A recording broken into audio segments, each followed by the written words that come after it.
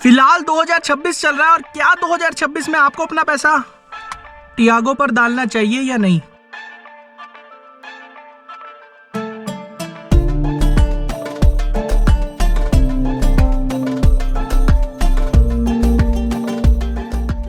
भाई टाटा ने लॉन्च कर दिया नया फेसलिफ्ट, वो भी टाटा पंच का। तो यार टियागो का क्या होगा? क्या अब सब पंच ही लेने वाले हैं? टियागो मतलब खत्म है?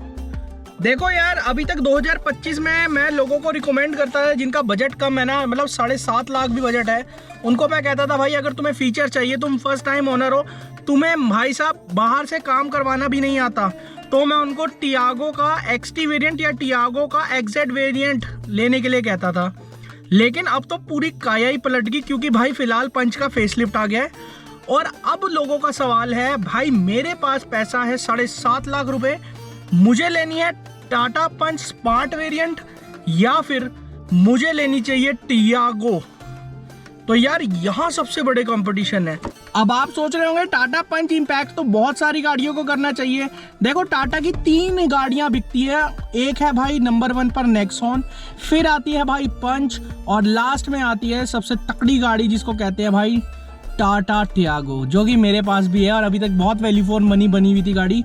लेकिन फिलहाल कुछ अजीब सा माहौल है, क्योंकि यार टाटा पंच ना बेस वेरिएंट्स नेक्सॉन के खाएगी, क्योंकि जहां पर नेक्सॉन का बेस वेरिएंट आता है ना, वहां पर टाटा पंच का टर्बो चार्ज इंजन आता है। और टर्बो चार्ज इंजन में एक चीज बताऊं, टर्बो चार्ज इंजन वही नेक्सॉन वाला छोटी गाड़ी है। छोटी गाड़ी का मतलब समझते हो भाई?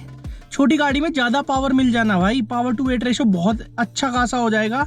प्लस गाड़ी में एक चीज की बहुत बढ़िया है कि 6 स्पीड वाला गियर बॉक्स भी मिल रहा है। यार वो तो नेक्सॉन में भी आता है, लेकिन नेक्सॉन के बेस मॉडल में नहीं आता भाई वो। और जहां टियागो की बात हुई, टियागो का एग्जैक्ट वेरिएंट बड़ा वैल्यू फॉर मनी हो गया था अभी दिसंबर, आप देखोगे दिसंबर से पहले। लेकिन फिलहाल उसको कंपेयर करोगे ना पंच के साथ, तो थोड़ा नीचे को निकल रहा है भाई। तो मैं बताता हूं, अगर आपको टियागो ही लेनी है, टियागो सिर्फ तब तक लेनी है, इस प्राइस तक लेनी है जहां पर आपको वैल्यू फॉर मनी रहे, जहां पर टियागो वर्थ है। टियागो के टॉप एंड मॉडल्स अब नहीं रहे भाई इतने बढ़िया, क्योंकि टियागो के टॉप मॉडल में भी 6 एयरबैग नहीं मिलते, जबकि पंच में 6 एयरबैग मिल रहे हैं। अब पंच की खासियत क्या है? देखो टियागो बिल्कुल छोटी सी गाड़ी है, कहीं भी से भी निकाल दो कोई दिक्कत नहीं आती, कम बजट वालों के लिए बढ़िया है। अब टियागो आपको कब लेनी चाहिए? सबसे पहले तो मैं ये बात कर लेता हूँ, टियागो आपको तब लेनी चाहिए जब आप सिर्फ एक्सटी मॉडल तक ले रहे हो, ज़्यादा से ज़्यादा एक्सटी मॉडल तक के पैसे हैं आपके पास और तब तक आप खर्च कर रहे हो, तब तक Tiago one of the best अभी भी रहती है।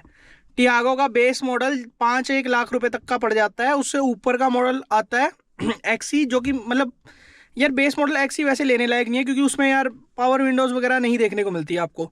एक्सटी मॉडल है एक टियागो का जो सबसे बेस्ट रहता है, एक्सी, एक्सएम, एक्सटी। एक्सएम फिर भी ले सकते हो, थोड़े बहुत फीचर्स आपको मिल जाते हैं, लेकिन एक्सटी मॉडल सबसे वैल्यू फॉर मनी है। और अभी भी पंच का वहाँ पर आएगा बेस मॉडल।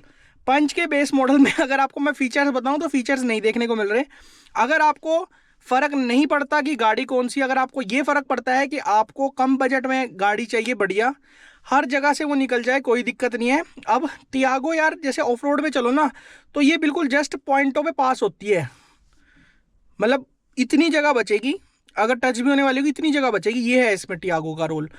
और टियागो अच्छी गाड़ी भी है, तो टियागो एक्सटी तब ले सकते हो जब आपको फीचर्स भी चाहिए गाड़ी के साथ, और आप बाहर से काम नहीं करवा सकते, आपको नहीं पता कि बाहर से काम कैसे करवाना है। तो देखो बेस मॉडल वालों पे तो कोई चॉइस नहीं है, वो तो एक्सी मॉडल लेंगे, एक्सएम मॉडल लेंगे, लेकिन एक्सटी मॉडल तब आप लो जब आप काम नहीं करवा सकते बाहर से। लेकिन भाई टाटा पंच कब लेनी चाहिए? पंच में देखो फीचर्स नहीं है, काम आपको बाहर से करवाना पड़ेगा। पंच भाई देखो लुक्स एक तो बढ़िया, आगे लेटेस्ट गाड़ी है, सेफ्टी ज़्यादा है, गाड़ी कहीं से भी निकल सकती है, गाड़ी की ग्राउंड क्लियरेंस काफ़ी बढ़िया है, ठीक है, कहीं भी निकाल दो, गंदे रास्तों से चल लो। Suspension one of the best है, टियागो से तो इंप्रूव ही करे हुए हैं भाई सस्पेंशन अगर आप देखोगे। हालांकि टियागो के सस्पेंशन भी बहुत बढ़िया है, अगर आप कंपेयर करोगे इनके साथ वाली गाड़ियों से, टियागो के भी अच्छे हैं। और पंच ना भाई मैं एक बात बताऊं, पंच ना अगर ये टर्बो इंजन थोड़े सेकंड बेस मॉडल से दे देते ना, प्योर सीरीज से, इन्होंने एडवेंचर से दे रखा है वो टर्बो चार्ज इंजन, तो भाई बहुत बढ़िया होता, क्योंकि भाई पंच के अंदर पंच मिल जाता है टर्बो चार्ज इंजन। अब वो सोचो नेक्सॉन वाला इंजन है, नेक्सॉन जैसी गाड़ी में बहुत बढ़िया का परफॉर्म करता है वो, तो वो जब इसमें चलेगा तो और कितना बढ़िया परफॉर्म करेगा, तो वो बढ़िया है। बाकी ये गाड़ी अब नेक्सॉन को कैसे खाएगी, नेक्सॉन को खाने का एक ही रीज़न है भाई, अगर आपको चाहिए एक टर्बो चार्ज इंजन, छोटी गाड़ी चाहिए, नेक्सॉन जितनी बड़ी गाड़ी नहीं चाहिए, पंच एक अच्छी खासी गाड़ी है, तब आपके लिए फायदे का सौदा रह सकता है भाई ये। वैसे पंच से कंपेयर करूँ ना नेक्सॉन को, नेक्सॉन ज्यादा वैल्यू फॉर मनी रहती है क्योंकि ज्यादा बल्कि लुक्स है, बड़ी है गाड़ी, काफी स्पेस मिल जाती है गाड़ी के अंदर, बूट स्पेस भी पंच से ज्यादा है। और इतने प्राइस में ना जो पंच का एडवेंचर वेरिएंट आएगा, इसमें स्मार्ट प्लस वेरिएंट आएगा जिसके अंदर काफी सारे फीचर ऑलरेडी आते हैं भाई, लेकिन सारे जरूरत के फीचर है। अगर क्रूज कंट्रोल वगैरह देख रहे हो तो पंच एडवेंचर में ही मिलेगा वो तो। और इतने बजट में ना बंदा बड़ी गाड़ी लेने की सोचता है तो नेक्सॉन के पास ज्यादा पॉइंट्स है, लेकिन यार जो ये अपना पंच है ना, उसने अपने ऐसे पॉइंट बनाए हैं कि इसके अंदर एक तो दे दिया टर्बो चार्ज, और पंच के बेस नेक्सॉन के बेस मॉडल में 5 गियर स्पीड वाला गियर बॉक्स मिलता है, पंच में दे दिया भाई इसी प्राइस में 6 गियर स्पीड वाला गियर बॉक्स। तो यहाँ 2 चीजें हैं और कुछ फीचर्स भी एक्स्ट्रा दे रखे हैं यार उसमें एडवेंचर वेरिएंट में। हालांकि जिसको ज्यादा फर्क नहीं पड़ता वो समझदारी करेगा नेक्सॉन लेके, लेकिन पंच के पास ऐसा क्या है, पंच के पास पंच है या नहीं।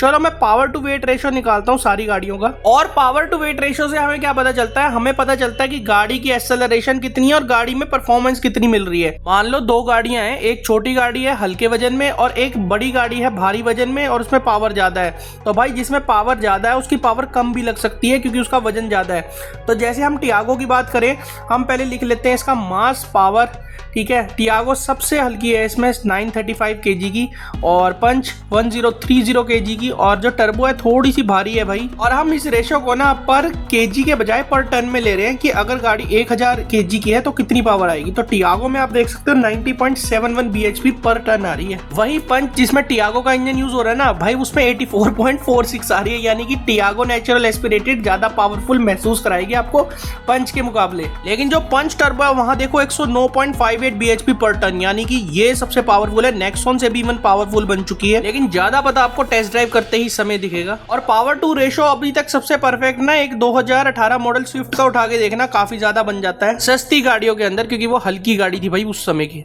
अब टेस्ट ड्राइव ना एक ऐसी चीज है जो कि आपको वीडियो देख के समझ नहीं आती, आप वहां जाकर गाड़ी चलाकर देखोगे तभी समझ आएगी आपको। अब मैं पहले टाटा की गाड़ी चला रहा हूं तो मुझे टाटा की गाड़ी समझ आती है अच्छे से, लेकिन अगर कोई मारुति की, हुंडई की गाड़ी चला रहा है तो उसे हुंडई और मारुति की गाड़ी ज्यादा समझ में आएगी, क्योंकि भाई अलग अलग लोगों की अलग अलग पसंद होती है गाड़ी। किसी को कोई पसंद आती है, किसी को कोई चलाने में पसंद आती है, किसी को पावर चाहिए होती है, किसी को स्टीयरिंग डायनेमिक्स चाहिए होते हैं, किसी को स्मूथनेस चाहिए होती है।